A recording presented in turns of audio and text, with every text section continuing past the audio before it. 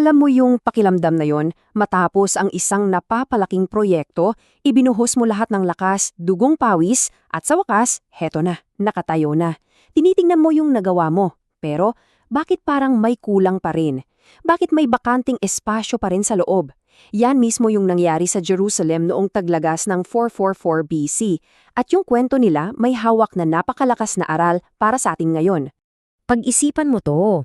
Itinayo mo na yung mga pader ng buhay mo, di ba? Yung career, yung business, yung financial security. Sa mata ng mundo, successful ka? Checklist done. Pero bakit sa kabila ng lahat niyan, sa katahimikan ng gabi, parang may kulang pa rin? Ito yung tanong na bumabagabag sa mga nagtayo ng pader ng Jerusalem, at marahil, ito rin yung tanong na bumubulong sa'yo. So, ilagay natin ang sarili natin sa eksena. Panahon ng taglagas, taong 444 BC. 52 araw ng walang tigil na trabaho at sa wakas, tapos na ang pader ng Jerusalem. Ang galing, di ba? Pero sa unang araw ng ikapitong buwan na tinatawag na Tishri, doon sa liwasan sa harap ng Watergate, hindi party o celebration ang hinahanap nila. Iba yung uhaw nila.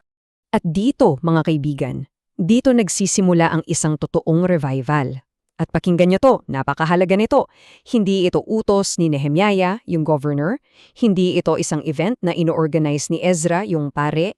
Ang mga tao, mismo, ang buong komunidad, kumilos na parang isang tao at sila ang nagsabi kay Ezra, ilabas ninyo ang aklat ng kautusan.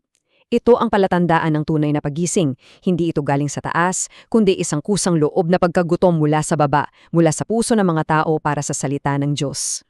6 na oras, paki-imagine nyo yun, mula sa pagsikat ng araw hanggang tanghaling tapat, nakatayo lang sila. Nakikinig ng buong atensyon, walang nag-cellphone, walang umupo, walang nag-complain. Ganun katindi yung uhaw at pagnanasa nilang marinig muli ang salita matapos ang napakatagal na panahon. Tingnan niyo yung eksena, si Ezra nasa isang mataas na entablado para makita at marimig ng lahat. At sa mismong sandali na binuksan niya yung scroll, yung aklat, ang buong bayan tumayo. Sabay-sabay. Nagtaas sila ng mga kamay, sumigaw ng Amen! Amen! At pagkatapos, yumuko sila at sumamba. Wow! Hindi lang ito basta pakikinig, di ba? Ito ay isang malalim na akto ng pagsamba. At heto na, dito na tayo sa mismong puso ng ating pag-uusap. Ito yung talata na naglalaman ng blueprint ng huwaran para sa bawat mentor, sa bawat guro, sa bawat magulang, sa bawat leader. Binasa nila mula sa aklat ng kautusan ng Diyos na ginagawang malinaw at ibinibigay ang kahulugan upang maunawaan ng mga tao ang binabasa. Mukhang simple, pero nako, ang bigat ng prinsipyong nakapaloob dito. Okay, sandali. Mag-pause muna tayo for a quick Hebrew masterclass. Yung salitang ginamit sa making it clear or giving the meaning ay meforash. Ang ibig sabihin ng ugat ng salitang yan ay paghiwalayin, hatiin ng malinaw. So, ang isang tunay na mentor, hindi lang siya basta nagbabasa. Nagsasagawa siya ng isang meforash. Isipin mo yung salita na parang isang buong mainit na tinapay. Hindi mo yung pwedeng isubo ng buo. Ang trabaho ng mentor ay pagpira-pirasuhin yan, iserve sa paraang madaling nguyain at matunaw, para yung nakikinig, tunay na mabubusog at lalakas. So, heto yung 3-step process, yung meforash method. Step 1, read the text. Yan yung ginawa ni Ezra sa entablado. Step 2, give the sense. Yung mga Levita, bumaba sila sa gitna ng mga tao. Bakit? Kasi yung binabasa ni Ezra, ancient Hebrew. Yung mga tao, Aramaic ang salita nila. So kailangan ng translator. At step 3, ensure understanding. Ito ang utos para sa atin. Hindi pwedeng sumisigaw ka lang ng theology mula sa pulpito. Kailangan mong bumaba, lumapit sa mga tao at isalin ito sa wika nila hanggang sa biglang, gets ko na. Yung light bulb moment. At ano ang naging resulta nung nag-click na sa kanila, nung naintindihan na nila? Yak, hagulgol. Kasi sa unang pagkakataon, klarong-klaro nilang narinig at naunawaan yung standards ng Diyos. At klarong-klaro rin nilang nakita kung gaano pa sila kalayo doon. Yung liwanag ng pag-unawa ay nagdala ng matinding conviction sa kanilang mga kasalanan, kaya napaiyak sila ng todo. Pero, at ito'y isang malaking pero, biglang may marahas na pagbabago. Bigla silang pinatigil ni Nehemias at Ezra sa pag-iyak. Ang sabi nila, huwag kayong malungkot, sapagkat ang kagalakan ng Panginoon ang inyong kalakasan. Ito, pakinggan nyo, hindi ito yung cute na quote na nilalagay sa greeting card.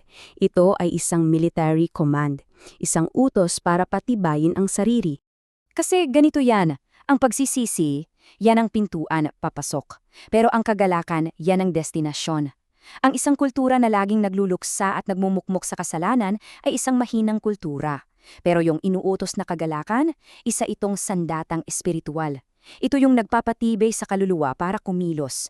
So ang joy pala ay hindi lang basta emosyon. Ito ay isang strategic weapon. At ang galing, sumunod ang mga tao. Umalis sila, kumain, uminom at nagdiwang ng may malaking kagalakan. Bakit? Dahil ngayon, sa wakas na intindihan nila ang mga salitang ipinaalam sa kanila. Ang pundasyon ng kanilang kagalakan ay hindi na yung circumstansya, kundi yung pagkaunawa sa salita. Akala mo tapos na? Hindi pa. Kinabukasan, dahil tuloy-tuloy ang pag-aaral nila sa salita, may nadiskubre silang isang utos na halos nakalimutan na ng lahat, ang pagdiriwang ng piyesta ng mga tabernakulo o sukot. Balikan natin saglit. Tandaan nyo, 52 araw silang nagpapakahirap para itayo yung napakalaki, napakatibay na pader na bato. Para saan? Para sa kanilang security, para sa kanilang proteksyon. Yan yung simbolo ng kanilang lakas. Ngayon, tingnan niyo ang contrast. Anong pinapapagawa sa kanila para sa sukot? Kumuha niyang mga sanga ng olivo, palma, mirto, mga materyales na marupok, pansamantala, madaling masira. At mula dito, gagawa sila ng mga temporary shelter. At dito, may isang napakagandang visual lesson. May dalawang fortress. Una yung pader na bato, simbolo ng human effort, ng self-made security, ng akala nating permanente. Versus, pangalawa, yung suka o yung kubo, simbolo ng utos ng Diyos, ng kanyang presensya at ng pag-amin sa ating sariling kahinaan. Ang mensahe ng Diyos, ang tunay niyong security, hindi yan galing sa arkitektura niyo, galing yan sa presensya ko. At sa kauna-unahang pagkakataon, mula pa noong panahon ni Joshua, ang buong Israel ay lumabas sa kanilang matitibay na bahay at nanirahan sa mga marurupok na kubong ito. At ano ang sabi ng kasulatan? Ang kanilang kagalakan ay napakalaki.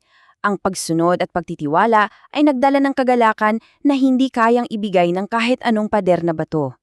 Kaya sa huli, ito ang tanong na iiwan ko sa'yo. Sa aling kuta mo ba inilalagak ang tunay mong tiwala? Doon ba sa mga pader na binuo mo gamit ang bato ng sarili mong lakas, talino at diskarte? O doon sa marupok na silungan na tinatakpan niya ng mga dahon ng kanyang presensya at biyaya?